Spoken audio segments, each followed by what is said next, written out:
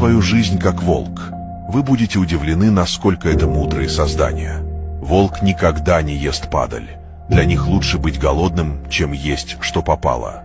Волки отрицают кровосмешение. Они никогда не женятся на своей матери или сестре, как другие животные. Беспрецедентная лояльность. Это означает, что они выбирают одного спутника на всю жизнь. Самка делает то же самое, поэтому волк знает, что его дети созданы от одной матери и одного отца. В случае смерти одного из супругов траур по нему держится не менее 3 месяцев. И это может длиться целый год, сопровождаясь случаями самоубийств. Редко кто из супругов остается в живых. Волка называют праведным сыном, потому что он единственное животное, которое чтит своих родителей после того, как они достигают стадии старости.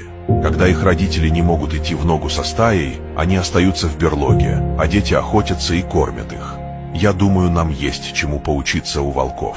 Вдохновлены удивительной лояльностью и мудростью волков? Это только начало. Если вы цените принципы жизни, основанные на чести, преданности и силе духа,